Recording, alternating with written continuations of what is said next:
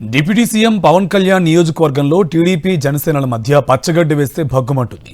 చంద్రబాబు నాయుడి మాటలు నమ్మి గత ఎన్నికల్లో తన సీటును పవన్ కళ్యాణ్కు త్యాగం చేసిన టీడీపీ నేత వర్మకు ఆ తర్వాత ఇస్తామన్న పదవి ఇవ్వలేదు సరికదా, అవమానాలపై అవమానాలతో వేధిస్తున్నారు. తనకు పదవి రాకపోవడానికి పవన్ కళ్యాణే కారణమని కోపంతో రగిలిపోతున్న వర్మ తనకు మాటిచ్చి తప్పిన చంద్రబాబు పైన లోలోన రగిలిపోతున్నారు. ఈ నేపథ్యంలోనే తన విషయంలో జనంలోకి బలంగా వెళ్లాలని ప్రోటోకాల్ రగడ రాజేశారు. దీంతో వర్మపై జన సైనికులు కూడా మండిపడుతున్నారు. రెండు పార్టీల గోల చూసి నియోజకవర్గ ప్రజలు పెదవి విరుస్తున్నారు. నియోజకవర్గ అభివృద్ధిని అటకెక్కించి టీడీపీ జనసేనలు సొంత ఎజెండాలతో గొడవలు పడ్డం ఏంటని వారు ఆగ్రహం వ్యక్తం చేస్తున్నారు. పవన్ కళ్యాణ్ ప్రాతినిధ్యం వహిస్తోన్న పిఠాపురం నియోజకవర్గంలో టీడీపీ ఇన్ఛార్జ్ వర్మకు మా చెడ్డ కోపం వచ్చింది. అప్పుడప్పుడు వర్మకు ఇలా కోపం వస్తూనే ఉంటుందట. తాజాగా పిఠాపురం నియోజకవర్గంలో మున్సిపల్ పారిశుద్ధ్య కార్మికులకు శిక్షణా తరగతులు నిర్వహించారు.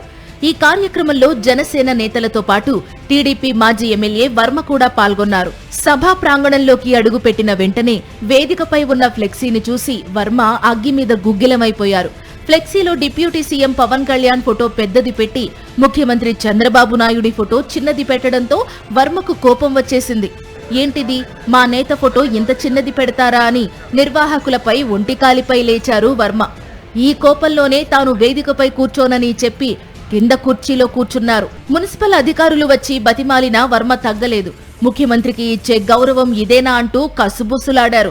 5-6 సందర్భాల్లో చంద్రబాబును ఇలానే అవమానించారంటూ ఆగ్రహం వ్యక్తం చేసిన వర్మ కార్యక్రమం మధ్యలోనే లేచి వెళ్లిపోయారు. కోసమేరుపేంటంటే వర్మ వచ్చిన దగ్గర నుంచి వెళ్లిపోయేదాకా ఆయన యాక్షన్ ను ఆద్యంతం గమనిస్తూనే ఉన్న జనసేన జిల్లా అధ్యక్షుడు తుమ్మల బాబు, మాజీ ఎమ్మెల్యే పెన్నెం దొరబాబులు కనీసం వర్మను వారించే ప్రయత్నం కానీ నచ్చచెప్పే ప్రయత్నం కానీ చేయనేలేదు.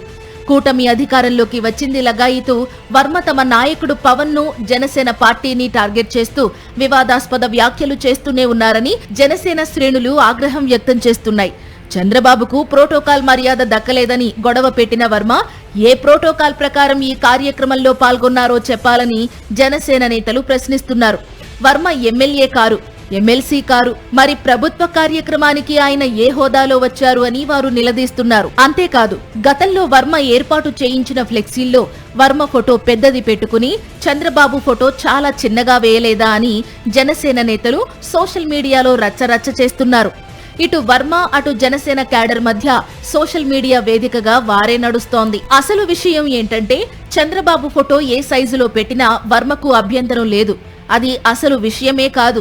ఆయన కోపానికి అసలు కారణం ఆయన గుండెల్లోనే రగులుతూ ఉంది. గత ఎన్నికల్లో పిఠాపురం నుండి వర్మ పోటీ చేయాల్సి ఉంది. అయితే పవన్ కళ్యాణ్ కోసం పిఠాపురం సీటును వదులుకోవాలని వర్మకు చంద్రబాబు సూచించారు. అధికారంలోకి వచ్చిన తరువాత ఎమ్మెల్సీ పదవిని ఇస్తామని ఆఫర్ కూడా ఇచ్చారు చంద్రబాబు. ఆ భరోసా ఇవ్వడంతోనే వర్మ అప్పట్లో శాంతించారు.